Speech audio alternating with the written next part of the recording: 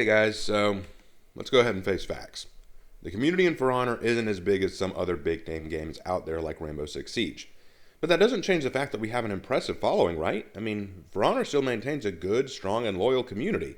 But there are those out there who seem to have this desire to see us give up on the game.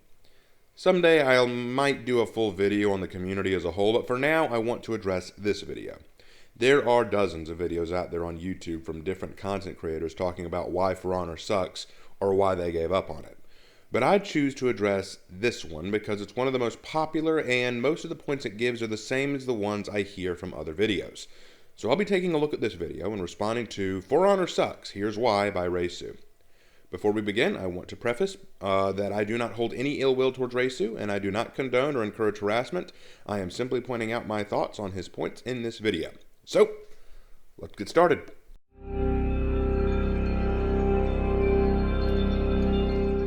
What's going on, guys? It's your boy that makes videos that may or may not piss you off, and today we're going to be talking about For Honor.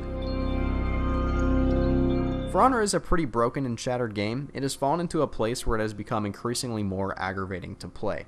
Also, the atmosphere of this game is pretty toxic, and we are going to talk about why. I'm going to break this video down into 4 parts: the meta, the toxic player base, the matchmaking, and the mechanics. We're going to talk about the meta first. Okay, so these are the 4 points of the game that we're going to be paying attention to. I'm going to say first and foremost, the mechanics are not my strong suit, but I will do my best to look at that one objectively as well.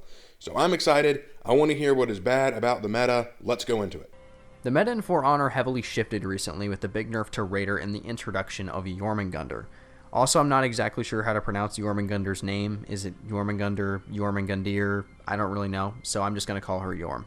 You were actually right the first time, Chief, but still, good effort. Jorm is unhealthy for the game in a few ways. At her core, she is a stamina bully, which is a weird character style to place in a game where we completely rely on stamina to do anything.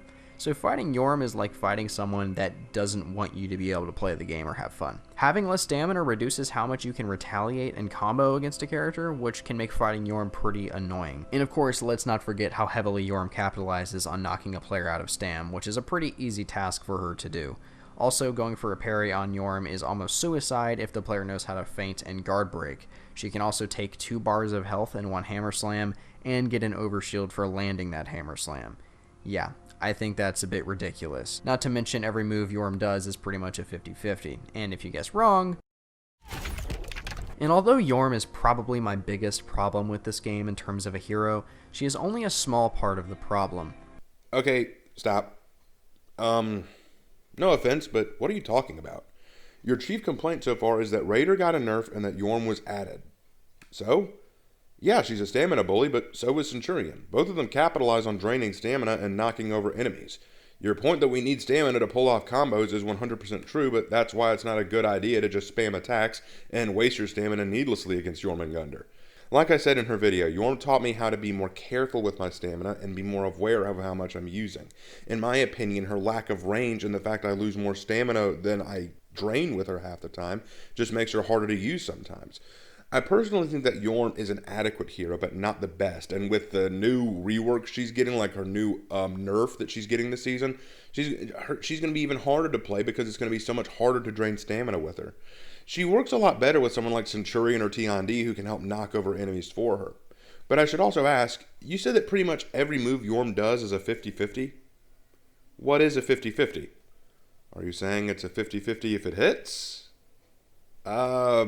Yeah, but that's kind of how it works for every hero, isn't it? Some hits are going to miss, some are going to be blocked, some will hit. Everything's a 50-50. I'm so confused by that statement. Other heroes like Lawbringer and Hitakiri are still problematic in their own ways. Both of these heroes have a million 50-50s that punish really hard, as well as having hyperpoise and high health pools. It is pretty much common knowledge at this point that these heroes are extremely powerful, so I'm not going to waste any time rambling on about them. Hitakiri could be annoying when she was first introduced, but she's been nerfed into the ground since then, especially with this new seasonal update where she is almost useless. And now she's much easier to fight. Lawbringer is still a pretty balanced hero in my opinion, but let's ignore all that for just a moment and discuss the obvious. You are playing a fighting game and complaining that there are some heroes who are really strong. That's kind of the point. We want strong heroes in the game. If they're not strong heroes, then they're too easy to beat and it's not as entertaining. This is highly subjective. I know lots of people who think Longbringer is useless. I know others who think Yorm is useless. I'm sorry, but I do want to hear why these heroes are so overpowered. Please, tell me why. Why do you think that they are overpowered and that it's common knowledge? Want to know who I think is insanely powerful and hard to beat? A good Black Prior. But I know there are those who disagree with me on that, so I don't say it's common knowledge that the Black Prior is insanely powerful, because it's not common knowledge. It's just my opinion. Now, of course, every hero can be really strong in their own way, but some heroes can do that way easier than others with way less effort. Now, I'm not saying that every player that plays these heroes is inherently bad at the game, because there are definitely some good players out there that play these heroes, but they have created a certain kind of meta that isn't necessarily fun for anyone who isn't playing those characters. For example, people who like experimenting with new heroes and having some variety in their character choice are going to have a hard time fighting someone who does nothing but play the same meta hero over and over again. Yeah, that's obvious. Want to know why? Because I have the experience. Dude, I don't mean any disrespect here, but you do know that the more you play a single hero, the better you get with them, right? Look, you and I are very similar. I also play multiple heroes because I like to change it up, but that means I'll have a disadvantage against a person who mains Lawbringer and plays no other character. That's what comes with experience. You lose the right to complain about how good they are when they made that choice to play just that one character. They made that decision, and you could have as well. You chose not to. And that's fine, but don't be surprised when they win a lot. When they win a lot as a character they've had ample experience with. As Bruce Lee once said, I fear not the man who has mastered 1,000 kicks. I fear the man who has mastered one kick 1,000 times. And in the context of For Honor, I fear not the man who has mastered all the characters. I fear the man who has mastered one character 1,000 times. I know this from experience. Personally, myself and many others like changing things up pretty often when it comes to character choice. Now put a player like me against someone who plays nothing but Lawbringer or Yorm or any other strong hero for that matter, and knows every mix-up in the book, and knows the exact last second they can feint their attacks to trip you up. Can you guess who would probably win that fight? Hold on. No, I know this one. Don't tell me. Of course, it's going to be the guy who plays the same hero all the time. Dang it! Should have studied for this pop quiz. I didn't know I'd be asked such hard questions today. But isn't this like a rec league player who knows a bunch of little league sports complaining about a loss to an NFL team? Now, of course, some people are going to say to just play to your opponent's weakness, and for most heroes, there is a flaw that you can exploit. For example, Orochi's dodge attacks are easily parried and can be baited out most of the time. Heroes like Lawbringer don't have a huge weakness, so it's inherently more difficult to counter them, especially with most players playing really passive and reactive playstyles as of late. So why am I elaborating on all of this as if it's a big deal? Well, because it is. It changes the way people play and treat the game. When there are extremely powerful meta heroes present that don't have a big exploitable weakness, it forces most people into a pigeonhole. Most people are playing nothing but the top tier characters because that's all they can find success with. In their defense, why should you experiment with a new hero when you'll probably just get matched up against a player's main character that's going to wipe the floor with you? And of course, no one wants to lose. I've even seen it with my own friends. They try to play heroes like Shinobi or Orochi and then immediately go back to their main after losing to a Lawbringer 8 times in a row. I've asked myself that question a million times. Why not just main a meta hero? And I think the answer for me is I can't play the same character over and over again because I find that boring. I don't want to feel like I'm playing Kensei or Warden Simulator. I want to feel like I'm playing For Honor, which to me is playing every hero the game has to offer. Because in their own way, every hero is a different experience. Obviously, some people would rather just play one character all the time, and that's fine, but it does make the game less desirable to people who like experimenting, because most of the time, For Honor is very repetitive. It's the same meta heroes over and over again. Almost every single Brawl, Breach, or Dominion game I get into, there's always a Lawbringer, and usually a Yorm or Hidakiri as well. And I'll be honest, it gets really boring. There's very little variety in the opponents I get matched against, and unfortunately when there is a meta as strong as this, it spreads like a disease. More and more people start playing these heroes because it's the easiest way to fight them. Fight fire with fire, right? But for a lot of people, this makes For Honor get less and less fun to play, and even drives people away from the game entirely. For Honor's player base has slowly withered away as time has gone on, and I think improper balancing of heroes has definitely played a large role in that. Alright, so several points here. Your argument essentially comes down to, Some heroes are not easily exploitable. Therefore, people only play those characters, and because of this, I don't like playing anymore. And my response is tough. No, seriously, I'm sorry you find it so irritating that not every hero comes with an obvious weakness for you to overcome. But that's kind of the point of the game. You make your own openings and opportunities. Bait out an attack. Feint a heavy. Dodge and deflect. Anticipate a counter. Don't sit there and moan because how Lawbringer and Hitakiri and Yorm have no obvious counters when part of the job is yours to make those openings. You even mentioned that Orochi has an easy dodge attack to parry. You know that it can be baited. Why not bait a Lawbringer shove attack so you can dodge attack him? Why not deflect dodge a Hitakiri heavy to do damage? Why not get guard break happy with different characters? Here's a real question. How much of the weaknesses you discover must be inherent to the character and not the player? Look, I could play Lawbringer all day, but I have flaws in my playstyle that people could exploit. I have a bad habit of throwing parries out while my stamina is gone, and I get punished for it. That's not the fault of the character, that's my fault.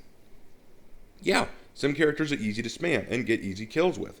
But at that point, it falls on you as the player to make the most of your toolkit and create opportunities, like a real warrior should. And maybe it's because I play on console, but I do see a huge diversity of players. I see tons of different heroes jump in the game, and I have tons of fun fighting different kinds of players. If this is strictly a PC thing, then okay. But in that case, play the AI. It might not give you the immersive feel, but by your own admission, that's not what you want. You want to win and play a diverse cast of warriors. Well, the AI is going to give that to you, and they won't spam moves and will leave themselves open enough times for you to get easy wins. I'm sorry, but this meta argument just doesn't hold water, especially since the For Honor devs have worked so tirelessly to release balancing updates, and we're already getting this update this season that will get rid of this passive playstyle that you're complaining about. Look, at the end of it all, you and I are similar in our gaming choice. We don't have a main, right? We like to play all the heroes to enjoy all different types, and I love doing that. But that does mean that there are going to be some players who choose not to do that and thus will be more challenging. They'll dedicate all their time and energy to one character and then learn how to beat everyone with that character. Let me ask you, if you choose to play a match as a Hitakiri and went up against a Shaman main or a Centurion main or a Zhongjun main, do you think they'd be somehow easier to beat for you because they're not playing the hard heroes that you are? Or do you think it's the fact that they know their hero inside and out? It's not always the hero, it's the experience with them. I've seen high-rep Lawbringers fall to Warlord mains. I've seen Kensei mains kneel to Shaolin mains. Experience is the best teacher. The next topic is the toxic player base, and this goes hand in hand with the meta. Players in For Honor are abnormally toxic/mad. There's a lot of hate mail, lots of chat spamming, and lots of toxic play. And by toxic play, I mean exploiting environmental kill zones over and over again, or doing nothing but ganking as a 4-man team. Now I had to ask myself, why is For Honor's player base so toxic? It's really simple. We just talked about it. Getting stomped by the same heroes over and over again when you're just trying to have fun gets players worked up and frustrated, which causes them to lash out at everything. Listen, I get it. Losing 7 times in a row to people you know you could beat if they weren't playing that stupid hero is an awful feeling. And that fills up that rage meter pretty quickly. And some stranger out there is going to get a strongly worded message from you because you're upset. Yeah, I've been there. A few times actually. But from the outside looking in, that makes For Honor look like an awful game to get into. When I've asked people why they don't play For Honor, the usual answer I get is, well, that game is too toxic for me and it looks frustrating. And I wish it wasn't that way, but with the current balancing, it's hard not to get upset at this game sometimes. Or all the time. For Honor is abnormally toxic. No, first of all, it most certainly is not. Trust me, I've gotten far worse from many other games. Overwatch had one dude threaten to murder my family and slip poison in my food. Rainbow Six Siege had a guy tell me that I deserved to die of cancer. Call of Duty had a guy inform me that my parents were never married and that I was an abortion someone missed. And I'll never forget the colorful conversation I had with one guy on Dead by Daylight who told me that he hoped that I enjoyed watching him have sexual proclivities with my mother while I slowly died suffocating on the blood of my own children as they poured over me. I wish I were making that up. For Honor? Sure, I get the occasional hateful comment and threat, yeah, but that's not because of the meta. It's because it's a multiplayer game, dude. Look, there are people out there whose identity is formatted around gaming. They live, eat, sleep, and breathe games. They live for the glowing screen in front of them. And for this reason, when they're challenged in an online community, they feel the need to show off and prove their superiority. If they win, then they want to shove that win in your face and let everyone know how good they are. If they lose, then it's not their fault, or that the opponent is better, but that the opponent is somehow exploiting a flaw in the game designed to win, and that they're trash for doing so. And if you dare to challenge them on this, watch them lose their minds. How do I know this? Because people get toxic over many different kinds of warriors, not just the 3 big ones you mentioned. Nobushi, Peacekeeper, Orochi, Warden, Zhongjun, Shaman have all been the subject of hateful comments from me and others. Everyone who is toxic on this game is toxic because that's the nature of online gaming. But dude, I've got a solution for you.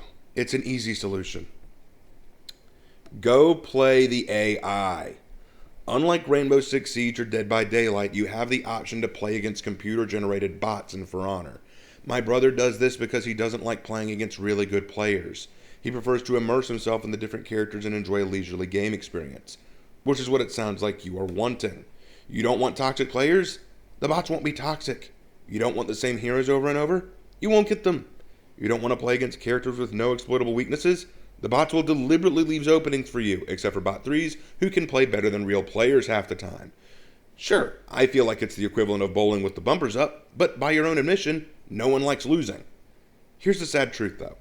Some people lose. Some win, some lose. Some are the toxic ones when they win and spam emotes or chat comments. And some are toxic when they lose and send hateful messages. But if that's the big reason you've come to hate For Honor, I highly recommend putting up any form of multiplayer game and playing Sly Cooper, Final Fantasy, or any other game that is a narrative-driven, single-player adventure game where no toxic player base can hurt you. Look, I know this sounds mean, guys, but it's stuff like this that turns off people from the game faster than any toxic player. You want to know what makes me worried for the future of For Honor? It's not the toxic fans or the meta. It's people like this who've grown frustrated with the game and now use their platform not to encourage change or to discuss solutions, but rather to attack and belittle the game, discouraging new players from picking it up. Why do you present problems but not solutions? I get the frustration, but if you want to see the game get better, rather than pushing everyone away, try offering ideas to fix it. And oh god, the matchmaking. Don't even get me started. For Honor's matchmaking is awful. Hands down one of the worst I've ever experienced. Get this. I'm rep 71 overall. I don't have a character over rep 8. Yet I get matched against people who are rep 5, 20, 200, sometimes even 300 plus overall. And some are playing their max rep main, and some are just little level 1s who just started playing. This is because of a little something called skill-based matchmaking. Ever heard of it? It's like never worked. Ever. Because although maybe our KD ratios and win-loss ratios may be similar, our realistic skill levels could be drastically different. I've been 3-0'd quite a few times in duels, and I've 3-0'd quite a few people in duels, both of which I'm not happy about. Because even if I win and stomp the other player, I know that it wasn't a fun time for that person. I've been in their shoes before. That's not a good fight, that's a blowout. Neither of us are going to come away from that fight as a better player. Then please stop playing. I'm serious, if you can't even win and accept the win at this point, why are we talking? I lost tons of time starting out, and I learned how to get better. I kept playing. I trained. I worked with better people. I got better. You're going to occasionally meet people who are learning and will lose to you. You're occasionally going to meet people who are better than you, and you will lose to them. That's life. There aren't many times I've had genuine, even skill fights with people. I can count the number of times it's happened on one hand. On top of that, I've had terrible teammates in Dominion and Breach when the enemy team is completely stacked full of really good players. I'd really like to know how that works. For Honor desperately needs a new matchmaking system. I'm not sure what though, because I'm not a game matchmaking analyst. All I know is that this garbage doesn't work. And I think we can all agree on that. I mean, I guess. I'll agree it may need some addressing, but it's hardly a deal breaker. I'll also say that For Honor matchmaking is not the worst. I think that honor goes to something like Dead by Daylight. It's just one of the hardest to figure out and fix. What do we do if we matchmake a brand new player if everyone else is already experienced? What do we do if we matchmake a rep 500 player who when everyone else is below them? Like, what do we do when we have the highest rep For Honor player out there? Who can he be matched with? And then there's a new guy, the brand new player of For Honor, who everyone is above him in rep. How do we match him up? See, that's the issue. If everyone is on a different level, then there can be no equality. We simply must train to meet other people at their level. But for the record, I have lost to Rep 3s before and beaten Rep 500s before, and my rep is in the 400s. So I don't think it's always so simple as, oh, we just need to match it up by rep or by experience or whatever. I admit I don't have the answers either, but I think my point is none of this is a deal breaker for me. If you're saying that For Honor is trash because of this reason, I think you're wrong. Last but definitely not least is the mechanics. For Honor's mechanics definitely need some fixing. Fundamentally they are fine, but they need some tweaks here and there. First of all, revenge is a broken mechanic. Either it works too well or it doesn't work at all. I find myself asking the question, where's my revenge, quite often. Then yet I'll breathe in the general direction of an enemy player and they'll get it. Okay, yeah, I have no issues with this argument. I agree 100% with this. Revenge is a broken portion of this game. I do not know how it works. It is very inconsistent, and it drives me crazy. I am totally with you on this one. Point to you. Second on the list is the guard mechanics, especially reflex guard. I've talked with quite a few people about this to confirm my suspicions, and they are all experiencing the same thing I am. Blocking will just flat out not work sometimes. I don't know if it's a latency related issue or not, but either way it's awful. For example, I'll be sitting in, let's say, right guard. An attack will come from the same side, and it will just hit me as if I wasn't even blocking. And I've even had friends that were spectating me take note of it and say something before I even mention it to them. Yeah, that does sometimes happen, but mostly with reflex guard, and I do think it's a latency issue. I think that's one of the things being fixed later this season, but I'm not entirely sure. Overall, I can definitely say I'm not happy with the current state of For Honor. Wait, what? That's all you had to say on the mechanics? Revenge and reflex guard issues? Okay, then in that case, yes, I'm in agreement. The mechanics need work. But that doesn't prove For Honor sucks. Here's to hoping Year 4 balances this game out. We definitely need an Operation Health styled update for this game. Hopefully one day it'll make me want to play it as much as it did once upon a time. An Operation Health style update. So you're a rainbow player. Cool. But that does explain a few things. Look, long story short, your complaints seem to come down to, there are characters I can't beat easily and I hate playing against them. I don't like the toxic players. I hate being matched up against really weak or really strong players. And there are problems with revenge and guarding. And with the exception of a few of those issues like revenge and guarding, I can't see why these make the game objectively bad. Your opinion on Yorm, Lawbringer, and Hitakiri is subjective at best, and your choice to play a diverse cast of characters while playing against higher level players is your choice, and it will lead to an obvious disadvantage. You said you were an overall rep 70 something, and none of your heroes were above rep 8. Then why are you surprised to lose to a Lawbringer who is a rep 50? He put the time in and mastered the character. This isn't like Rainbow, where all it takes is pointing and clicking to shoot a dude in the head and to use a gadget. Honestly, new heroes dropped in Rainbow just a few days ago, and I jumped in the day they dropped and started using them. I tried out Malusi, the new defending operator. I got 3 kills in my very first round with her. I didn't have to do much training or practice or figure her out very well. It was still a simple matter of point, click, shoot. It wasn't that complicated. I know that there's more skill to Rainbow than that to be really good, but my point is, For Honor requires time, experience, and training with the hero to truly master them and to rack up the points and kills. Games like Rainbow Six and Call of Duty simply don't. They are point and click games. They are shooting games. For Honor is more different. It is just a different style of gameplay. You hate playing against toxic people. Then I'm honestly surprised you play multiplayer games, because every multiplayer game has toxic people. This is not exclusive to For Honor, and I've seen far worse from various other games. One thing I do appreciate about For Honor is you can't team kill. I've got a montage of team kills from Rainbow Six I'd love to share with you to demonstrate real toxic players. Your issues with matchmaking and mechanics don't break the game or make it suck, so I'm afraid I don't care much to address this more than I have. But if it's really the community and the meta that you hate, because you spent more time on it than any other topic, then let me share a story with you. I once played a Dominion match as a Lawbringer and got crushed by this same Lawbringer over and over again. After the match, he messaged me, asked me why I wasn't doing obvious things to play better, and I admitted I was still figuring this character out. He invited me on with him to a custom match, and he trained me. He taught me tricks with the Lawbringer I never knew, and he got me to play much better with him. He introduced me to feinting and baiting. Not only is that how you get better at gaming, that's how you build a supportive community. So now I also offer the same thing to other players. I don't always get responses, and once or twice I get a friendly old fuck off, but it's the thought that counts, and anytime I can help another player improve, it makes me happy. I still lost to him after that, but I felt better because I learned from him and did better. We learn more from our defeats than our victories, and when I meet really strong players, I sometimes ask them their secrets and ask what they did to be that good. Sometimes I get really great answers. That's the kind of community For Honor can have if you try to appreciate it for what it is. I'm not saying there aren't toxic people in the community, but you learn to live with it and forget about them. At the end of the day, if For Honor isn't giving you what you want but you still want to play it, play the AI. If that's not what you're looking for, I don't know what I can say to you. I want to make this video not to ridicule this person specifically, but because these complaints are the common ones I hear all the times. Particularly the ones about how certain characters are too hard to beat, or this character isn't properly balanced, or whatever.